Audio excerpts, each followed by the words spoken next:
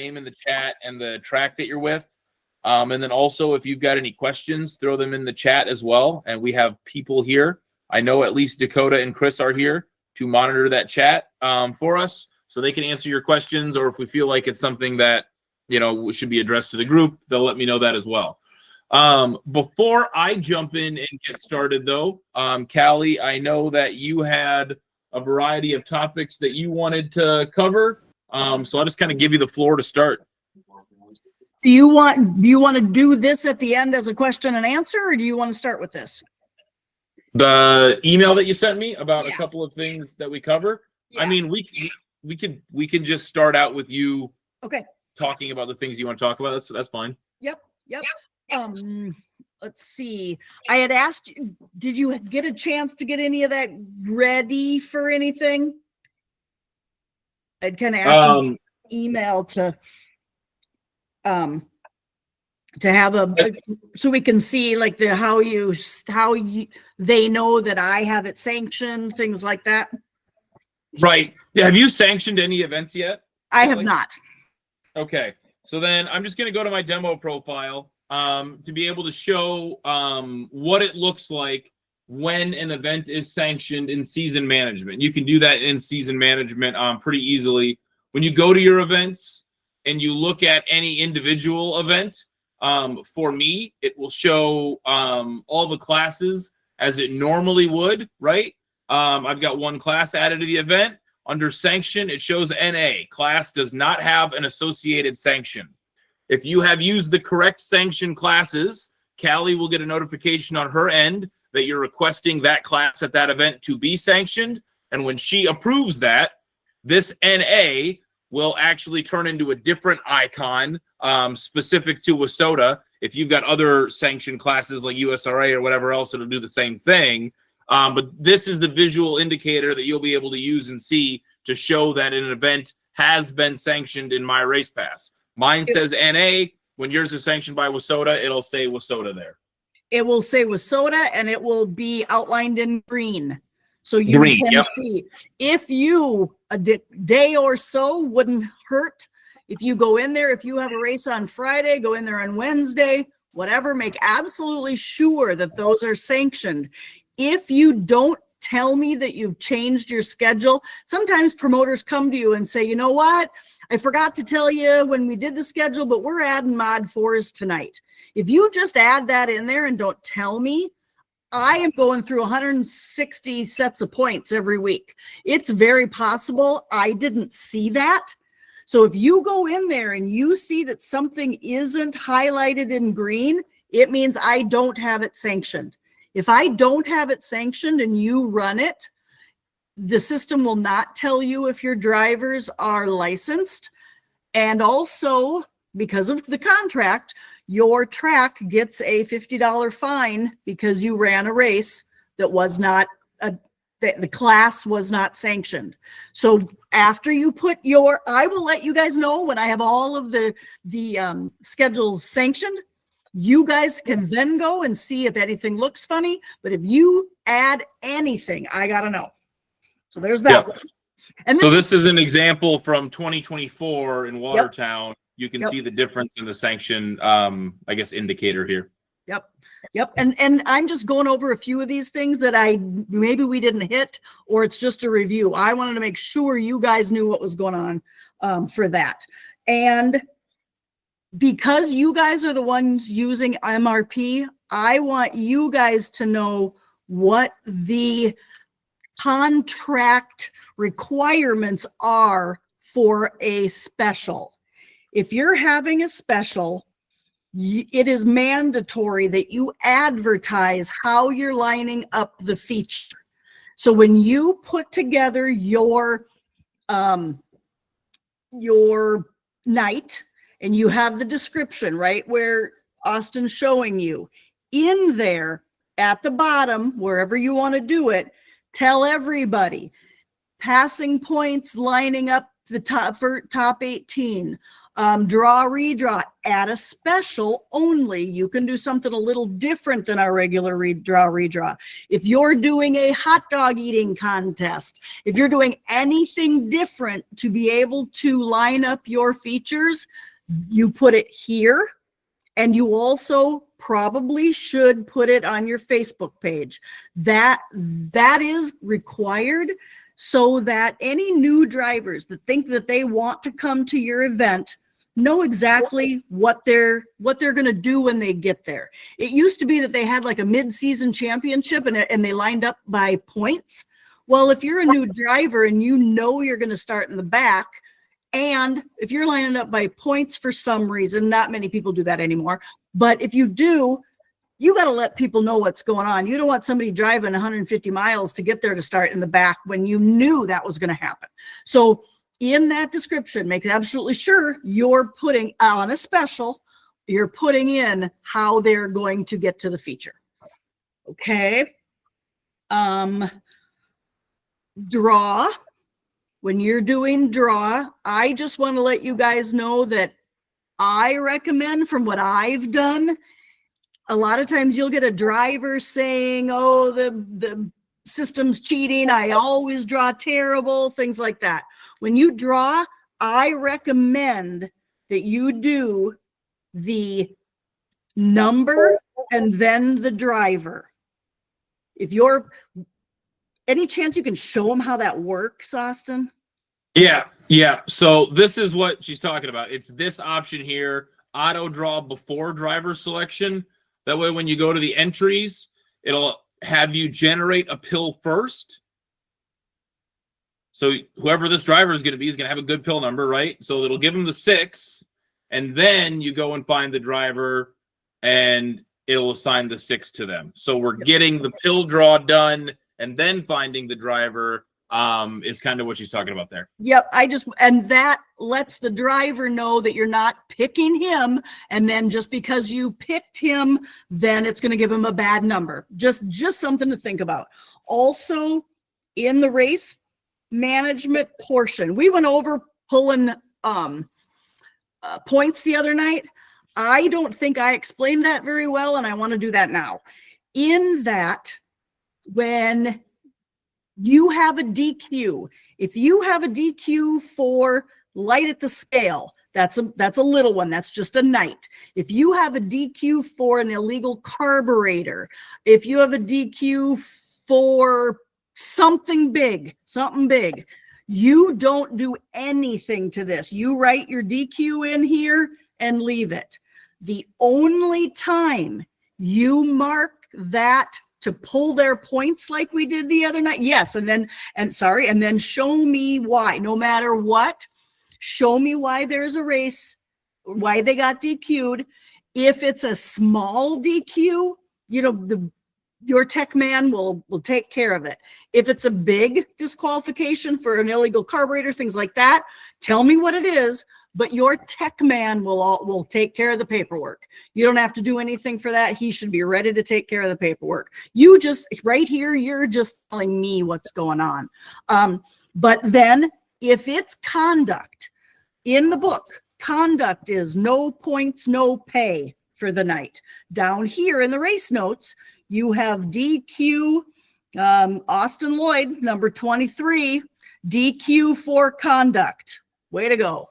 Then when you're doing points and pay, you uncheck him, because WISSOTA says if you can't be nice, if you can't be good, you're not getting any points.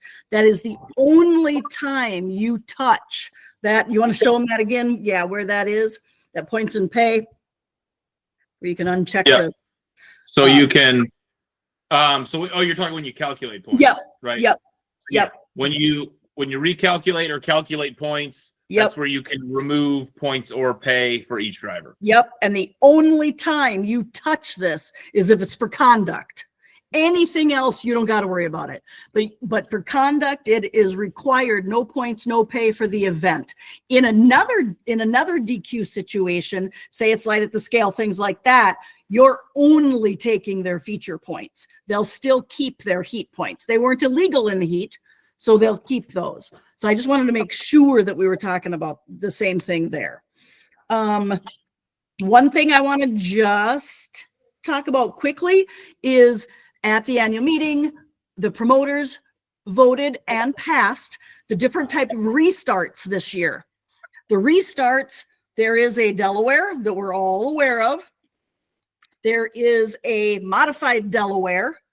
In the Delaware, fourth place always starts the inside. Modified Delaware is fourth place starts wherever fourth place should. First place person decides to go outside, or second place goes outside, third inside, fourth goes outside. That's modified. Now they also, so you can do that. They also did this year what's called a choose cone. Yeah, on a restart this year, if your promoter comes to you and says, we're doing the choose cone for a special, they put a cone out there. The drivers decide which side of the cone they're going on. If they take the left side of the cone, they decide they're going inside. They take the right side of the cone, they decide they're going to the outside. You can have 4 or 5 cars choose inside, and then the 5th guy chooses outside.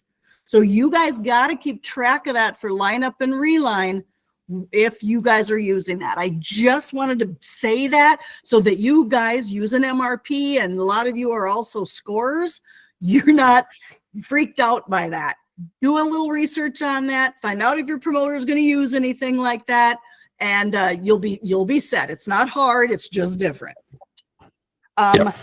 National points. I just wanted. Were you able to do anything? My little dumb thing that I sent you today.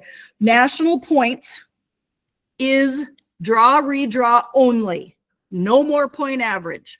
You can't even use that. There's no reason to use it for a special. So you will not be using point average. You will not be inverting by point average. You will not need point average reports. Nothing like that. I want to make sure that you know this new system is 10 points to win the heat, 5 points to win the B feature. Now, say you go out and you get 4 points in your heat. You get, 7th, and you get 4 points in your heat. You go out and win the B feature. Now you got 5 points in the B feature. You will take the B feature points. You take between the heat and the B feature, whichever is higher. You don't get both. So I want to make sure that's clear to you guys so that you aren't adding 7 plus, or 7 plus 5 plus the 40 or whatever. It is the better of the two, heat or B feature. I just want to make sure that you guys understand that. So I know Ross is in here. He's in the process of building that point scheme. Ross, that'll be an automated thing, correct? Yes, that will be hard copied. I just want to make sure you guys understand how it works so that you're not questioning what's going on. If a driver says, why didn't I got 4 points in my heat and 5 points in the B feature, and then I won the thing. Why don't I have this many points? Because you get the best of either one, not both. So I just want to make sure you guys knew that. I did have another couple other questions here. Jackie, did I answer everything you had on your stuff? Third part. Yeah, I think you did, Callie. I just wanted them to make sure that if they're using the double heat and passing points, that they don't get that confused with our regular racing nights. Sure. But I think you explained it. So okay. Yep. The only other thing that I want to go over that is kind of confusing is the redraw, how redraw works if you are scored in an eligible redraw position, but you didn't finish your heat. So say there is 3 heats. So top 3 go to the feature. You got 3rd, but only 2 finished. You got 3rd, so you are in an eligible spot to redraw, but in that you didn't finish. You will start 9th. You start behind all the people that did finish, but before the people that didn't get in the redraw. Hope that makes sense. That should be something that your My Race Pass system does. I suggest that you guys look, read, learn, sleep with the rule book from page 1 through about page 21. Know what you're doing when something like that comes up. Just know that I'm available. So somebody had a question for me?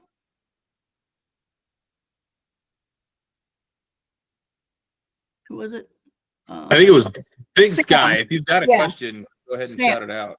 Yeah, Sam, if you have a question, you can holler it too, whatever. But that's all I got. I wanted to make absolutely sure we reviewed a few things that I thought maybe got lost in the shuffle a little bit. That's all I got. We are on to websites. Thank you. Thanks for giving me time, Austin. Yeah, no, that's not a big deal. Like I said, pretty high level overview of websites here. We talked about these a lot in the past in these webinars. I just want to highlight some of the features that you've got available to you. Not really digging into the weeds of how they work, but just the features that you have available to you. And I've got a couple of example websites here. I chose websites that are not in the WISSOTA grouping of tracks because I didn't want it to look like I had a favorite WISSOTA track. So just so you're aware, that's why. But the first thing that I want to talk about, and I'll use Knoxville as an example here. The first thing that I want to talk about is your schedule, your results, and your points. This is the, I guess, biggest efficiency that gets created by having a website through My Race Pass, is that because you're already using season management to create a schedule, because you're already using race management to score your race and calculate points, the three typically most high traffic areas of a website, all you don't ever have to update them, right? They're all updated automatically. So if I go to a schedule page, whatever you call it event, you call it schedule, whatever you call it on your website, all of this is in here because you're using season management. You don't have to do anything extra to update your website. Same with, so like if I go back to 24, results are in here as well automatically, so you don't have to update your website to be able to get the results. They're there automatically. Also, if you have a broadcast partner, your broadcast partner should already be logging into their own profile and adding any events that they're doing, including your events, to their schedule. So if you have a broadcast partner, fans will be able to quickly and easily see video available with wherever your broadcast is, WISSOTA.tv or whatever it's going to be. So, that should be something that's there and available for your fans as well. To go beyond that, I'll use Port Royal here as an example. If you have online tickets added to your events, when a fan goes to your schedule page, they'll see a fast, convenient, and easy link to be able to click and buy tickets. So all of this is a large way to say all of this is synced together, right? All of this is networked together. Schedule, results, online tickets, broadcast partners, all happens in an automated way because you're using My Race Pass and have a My Race Pass website. It makes the updating of your website extremely simple, extremely efficient, to the point where there's not much that you have to do there at all to be able to make that work. Same thing goes for points, right? You calculate points at the end of the race night. Points tab of your website is updated in an automated way. Now, there's a server cache for points. So when you update the points at the end of a race night, it'll take a few minutes, half hour or whatever, for it to be able to show publicly. But the point is that once you calculate points in My Race Pass, shut your laptop lid. Don't worry about the website because it's going to be done automatically for you. So that was kind of the first thing that I wanted to mention. Schedule, results, and points, and all the features of that. And oh, by the way, the points page will work the same way the points page does for you in season management, where if I'm a fan and I click on the name of any driver, I'll be able to get a breakdown of each race night, how they earn their points, how they earn their pay, those types of things. Or not payout, excuse me, just points, but how they earn their points here. So more information at the fingertips of your fans if you've got a website through My Race Pass, which is nice to have. So when it comes time to do things like update your website, what's the most important thing you're going to end up updating? It's going to be news. So I'll switch to my demo profile, and I want to go through some of the features of writing a news article. Now, none of these have changed, right? So if you've been using my RacePass website for a while, this is going to look very familiar to you.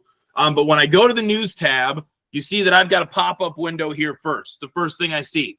What this is telling me is that other networks have written a news article and tagged you in it. I'll kind of describe a little bit more tagging here in just a moment.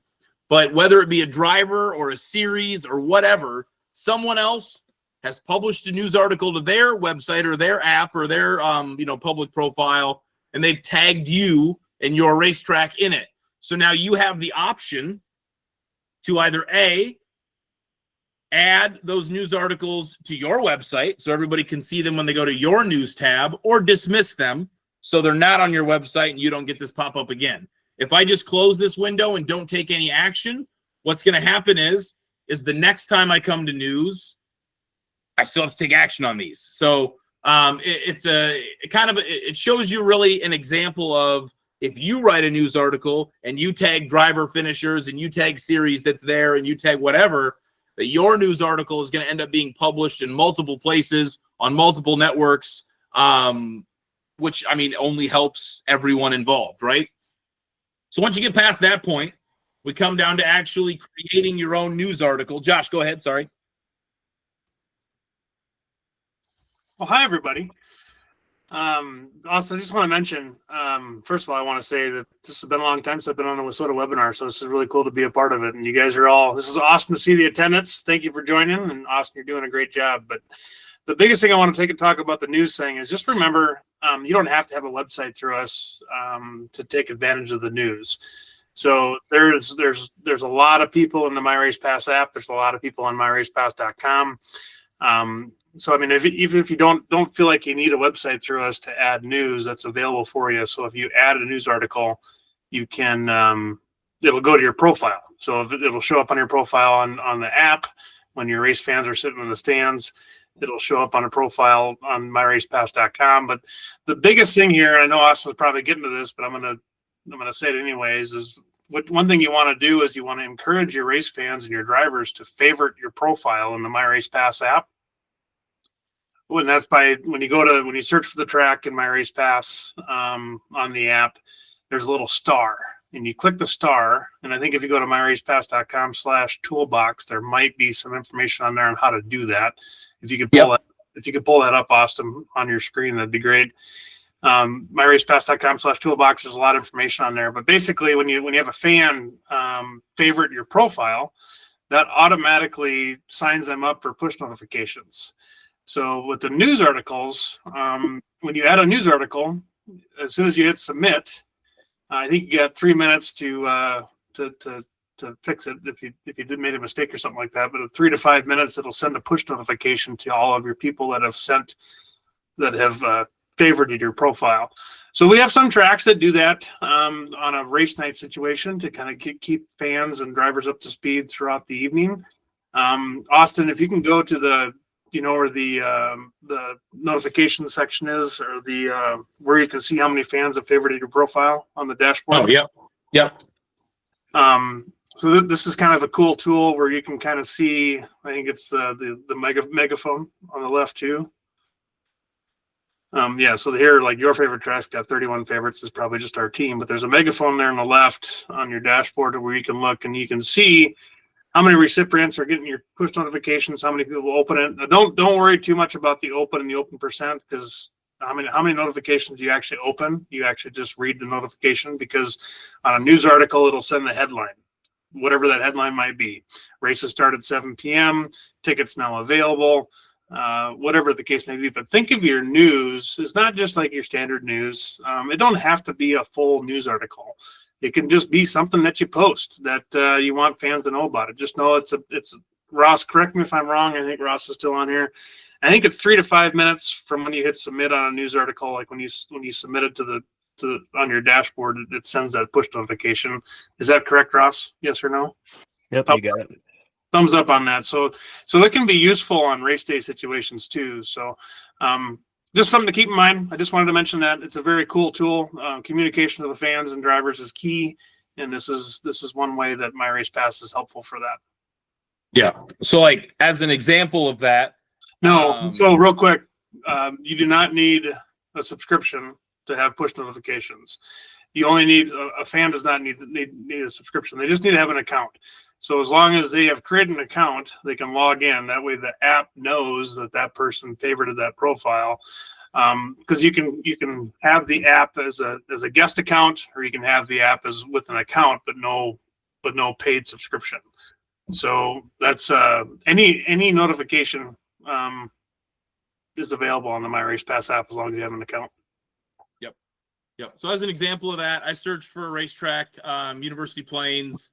As soon as you click the racetrack, you can see where to favorite. Again, we have a digital graphic that shows you information on that. But they don't have a website through us. But if I'm a fan, I can still go to news. They didn't write this article, but they were able to share it the same way that I just showed you. So they've got information there for that they've posted, and they've got information there that they've shared that someone else has posted. So news works like that. And again, if you can get that push notification setting, if you can get people to favorite your profile, those notifications will go to them, not just for news articles, but when your races start or when your fantasy groups are open or things of that nature as well. So valuable tool there for sure. Yeah, somebody posted that Matthew Lloyd article. We don't know who it was, but somebody posted that. Huh. If you check out his website, there's t-shirts available. All right, I'll stop. The other, so when you're creating a news article, we go to add new. When we go to add news, this is kind of the same stuff that I'm talking about, right? The word processing part of this is what you would expect it to be. You write a headline, you put body here. If you want to have an article credit, all that stuff is pretty straightforward. One thing that I would recommend is that you write the body of the news article in some other type of word processor like Microsoft Word or whatever else, not just because of the formatting tools. Yes, that is part of it, but also, you're in a tower, internet goes out. Now everything that you worked on isn't lost, right? It's all still saved in whatever word processor you're using. So always recommend that. You can add article media. You can add more than one image. But I will say that only one image can show in like the headline when you share it to social media or on the website before you click on it. So usually better to just have one article media there. But then here's the tagging that I was talking about, right? You can tag drivers, you can tag tracks, you can tag series, you can tag events, and those types of things. And then you go and preview and you publish. Now, when you tag an event, and Wild West Shootout does a great job of this. Now, if I go to the schedule and I click on an event in your schedule, all the news articles that I've created and tagged on that event will also show in the event information, right? So if you want people to have a whole bunch of information about this event, but you don't want to clutter up your event description, I can have news articles tagged to that specific event, and looks great to be able to say, hey, Ken Schrader's coming to race at my race this night, or I'm going to have updated purse information or whatever else. I mean, you want to have news articles about your event. When people look at the event viewer, it's there for them as well. And with Josh's interlude, that was pretty much everything I wanted to say about news articles. So again, we talked about schedule, results, points. We've talked about news. There is one other feature that is similar to news that can go on the front page of a website that is not a news article. So if I look at the front page of many websites, you can have this be a featured news article, but you can also have it be a headline. Headline feeds are a little bit different. They're one image or item that shows on the front page of your website that can be a link. Now, that can be a link to buy tickets. That can be a link to news article. That can be a link to whatever you want it to be. But if I go and I want to use the headlines feed as the front page of my website, now instead of creating a news article for that front page, I'll actually go into, golly, and I forget where it is. There we go. Under more, there's a headlines option. And now I can create headlines that are, again, you can have it be a link to a YouTube video or a link to a news article that you've got created or a link to whatever you want. Have the image in there, and it just shows is basically, I think, like if you're thinking of it as a newspaper and above the fold, right? The first thing people are going to see when they go to your website. So 2 or 3 usually works best. Big time announcements that you want your fans to be able to see and not ignore when they visit your website, whether that be for your major events or a schedule release or when tickets go on sale or whatever you want that to be. Chris? Just to kind of echo what Josh said there too about if you don't have a website, we still encourage you to post news on your profile, like Austin showed you. It's free to do. One other reason why is because every day of the week, Monday through Friday, the first thing I do every morning around 8 o'clock or so is I go to myracepass.com. I look at our news that was posted from the past day or that morning. I kind of skim the headlines and see what's interesting to read, and I post in our social media pages. We share a lot of content from myracepass.com out to the sources and the masses. If it's general great content that we think would be interesting. On top of that too, there's a chance it could show up in our massive MRP newsletter, the Pit Pass.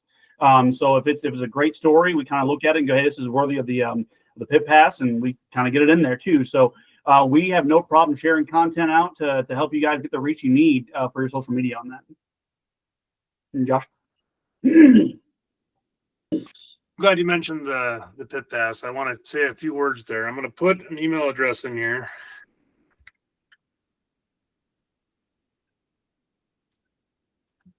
So Brandy George, and that's okay that I put it in there. She is our fan engagement coordinator. She's in charge of our newsletter that we send out. Our newsletter is pretty massive. It goes out to about 500,000 people. That's a lot in this industry, and we send it out every other. I think we're going to change to Friday now, but it's twice every other week. She scours myracepass.com. So when you get a news article, it's going to show up on myracepass.com automatically, which we get a lot of visitors to our website, so that's another bonus, right? But then she's always looking for content. I also want you guys to know that we are here to try to help, right? So if there are certain events, I mean, we can't do everybody every weekend or every other every newsletter, but I mean, if there's certain events, that email address I sent you, that's our fan engagement coordinator. She's based out of Tampa, Florida. She's really good. You might have met her at the WISSOTA 100. She was there the last couple of years, I believe. But she puts together our newsletter, and if there's big events, certain things that you want, certain promotions for, don't hesitate to reach out to her and see if she's got room for you. I'm not saying, give her as much advance notice as possible, but just know that we want to help promote. And if there's things you want, certain events you want promoted or whatever, fill in the blank, don't be afraid to reach out to Brandy, and she'll do the best she possibly can to get something out there. Yeah, absolutely. So, I'm just going to kind of extend that conversation. So we talked about our newsletter. People oftentimes pay to be a part of that newsletter, those types of things. I also want to mention how you can earn revenue from your website, right? So we do a lot of things where you can earn revenue through My Race Pass. We talked a lot about fantasy racing the other day. Websites is a part of that, right? You pay us to build a website. You pay us an annual support and hosting fee to keep your website maintained. But through our digital ad network, you have the opportunity, and a lot of people do, earn revenue from their website on a quarterly basis. And there's a lot of folks that end up paying for that initial design fee over the course of a couple of years because of that. So DA, in a nutshell, the way it works is that, we have a network of websites, many websites, the app, whatever else. We have a lot of inventory that we can sell advertisers on a more corporate basis than what an individual track series or driver would be able to. So we can go out and we can sell those ads and place them on all the websites in our network, and then share that revenue back to each racetrack based off of the number of views that you get. So when you go look at some of our websites, you might see something like an FK or Real Racing Wheels or whatever else. A lot of those types of ads, the tracks and series sell, but the ones where they don't, they show up as news articles every once in a while again, or as well, I should say. But the ones that we sell quarterly, we send money back out to racetracks for. So I don't know a lot of other folks out there who are, because you're using us, giving you avenues to earn revenue. But that's true of My Race Pass. When you start to see those ads on our website, you start to earn revenue there. What does that mean? That means that the most important thing that you can do to make this work is you can drive people to your website. So don't post entire press releases on social media, post them on your website, and then have a link to press release on social media, if that makes sense, or pictures or videos or things of that nature. Callie, you got more on that? Yeah, I just wanted to let everybody know that WISSOTA takes advantage of that. If you ever look at the WISSOTA website and you see some sponsorship type things on there that you're like, oh, I didn't know they sponsored WISSOTA, it's probably one of these sponsorship things. Yep, we have done this since the inception that MRP brought these forward, and it's a good little revenue stream. You can also, if you see something come up on there that you're like, ooh, that's kind of a conflict of interest with one of our sponsors, you can get a hold of them, ask them to pull that one, and they will. You don't have to take everything that's up there. If you think something isn't gonna work with something you have, there is zero reason not to have this. Yeah, absolutely. Yeah, if you're sponsored by Pepsi and we've got a Coke ad on there, not that we have Coke ads, but just an example, like obviously that's an issue. Let us know, we'll take it down. That kind of a deal is true. Josh? I apologize, but I have to run. I just wanted to say thanks everybody for joining. This has been awesome. It's been great to see the attendance the last handful of webinars here. So I appreciate everything that you guys do. Obviously, WISSOTA's close to me, and looking forward to checking out some races this summer and doing the best I can and as far as attendance. So thanks everybody, and appreciate you joining. Austin, Chris, Ross doing a great job, and it's so awesome to see everybody on this, and there's a lot of good information here, so take advantage of it. And like I said, we're here to help. The biggest request I could give you guys, if you ever have any questions, please don't hesitate to reach out and ask. If something's not working right, if something seems weird to you, please reach out to our team. I'm very blessed. We have a fantastic team here at My Race Pass, and just always don't hesitate to reach out and ask for help. So I apologize. I have some prior engagements that I got to get to, but thank you all for joining, and you all have a good night, and listen to the rest of Austin's spiel. Nice to see you. You too. Thanks, Callie. Bye-bye. See ya. Cool. So the last thing that I really wanted to talk about as far as our website information is media. A lot of people have media tabs. Some people just have photo video tabs. But I'm going to use Rock Rapids as an example. With photos, your photos are a local download. That means you upload photos to your machine, and then you're able to add them to your website that way. You can separate them into galleries.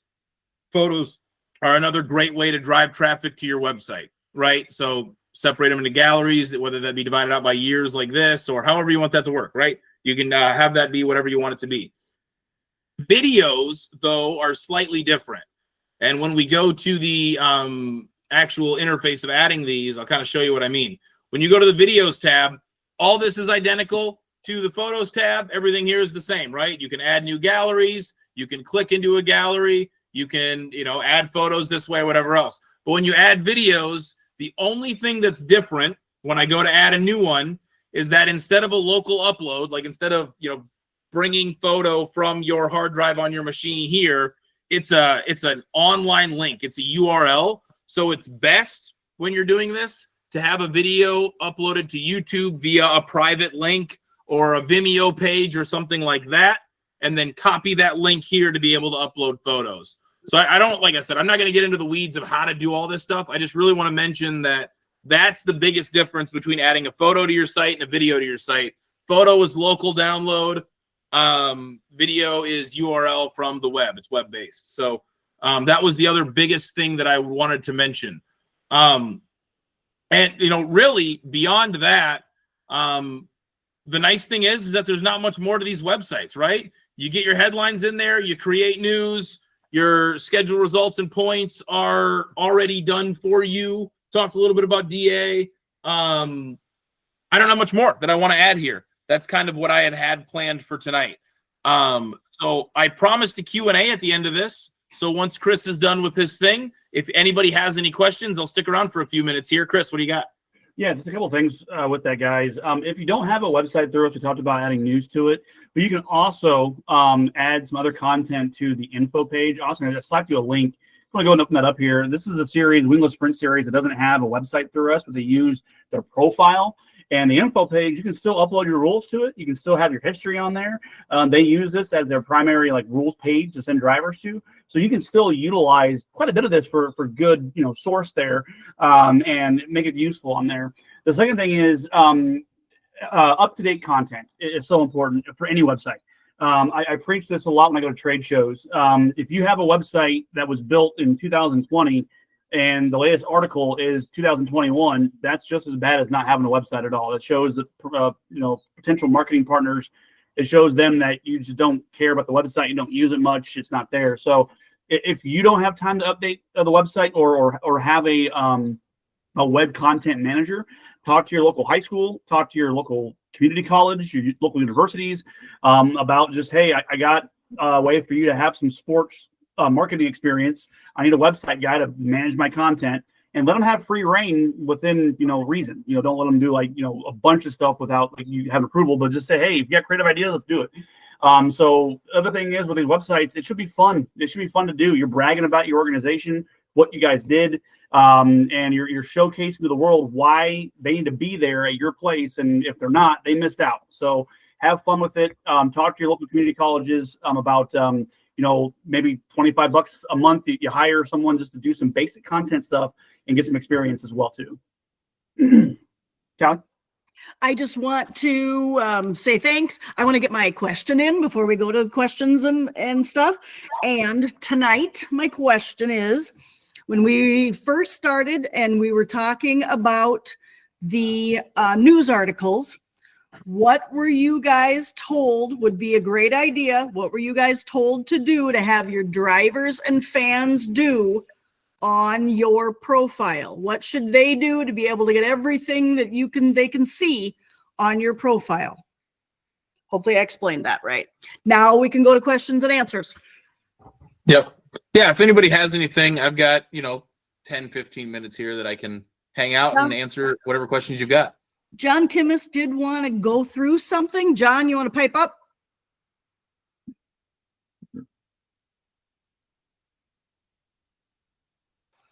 Five, four. I Still think, there? Austin, if you want to pull up season management and go to point standings from last year, I think he was looking to just see the breakdown of how you can kind of audit your points, perhaps.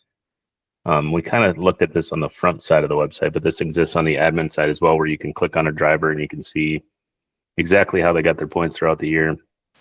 So this is a great tool for troubleshooting. Obviously, if something comes out wrong, you can just drill down right into a specific driver. John, is that kind of what you're yeah, that's what I was getting at. I know you guys have shown this in previous webinars and stuff, just to kind of show the new people that if they have an issue with their points, this is one of my favorite sections of MRP, but I believe that 99.9% of the problems with points could be found here, because this is going to tell you a whole story on your season, what events are included, per class, and even with the driver.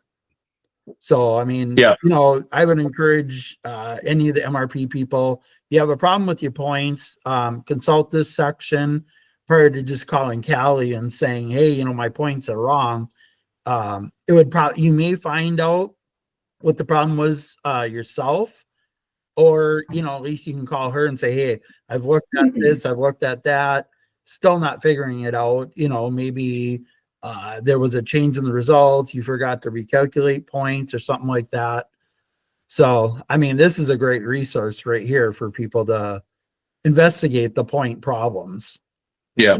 I think go ahead. I think as most of you probably know, if there's a discrepancy in your point standings, driver will notice long before you will, right? They're going to call you and say, what the heck's going on? This is a great first place to come to, so you can see, well, this night you got this spot, whatever, and kind of audit this list that way.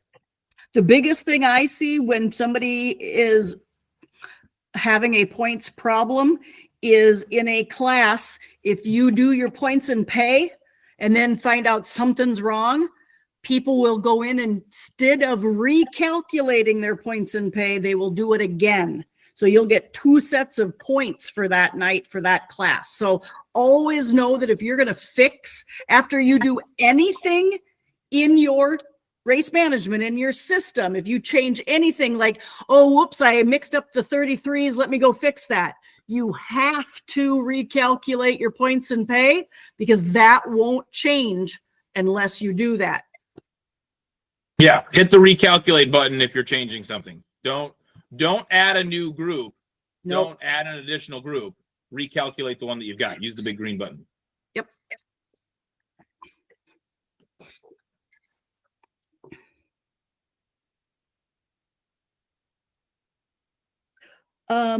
Stacy, no. IMCA, INEX, anybody else, because they don't use the backside of MRP like I do. They don't use it for points or anything.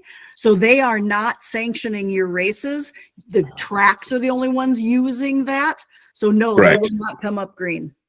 Yep. Like USRA will, Crate Racing USA will, NASCAR will. There's others that will, but it's those two specifically, NX and IMCA will not. Yep. And it's NX, I found out because I got yelled at in Indianapolis. It is not INX, it's NX, All right. and that's Well, super inexpensive. Steve, you learn something every day. There we go.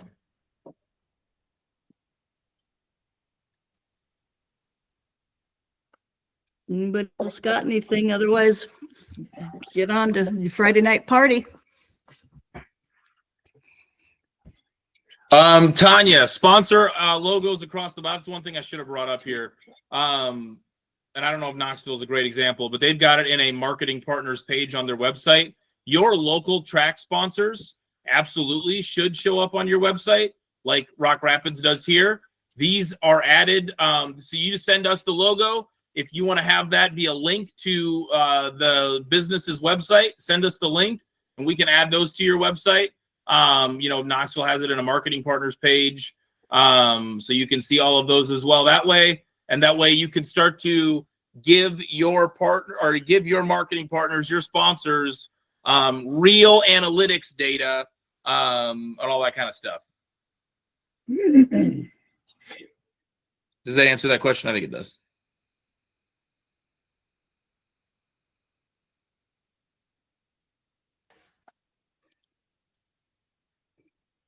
Cool. Well, I appreciate the time, everybody. I'm going to close the recording down here. It's been a great week. I'm more than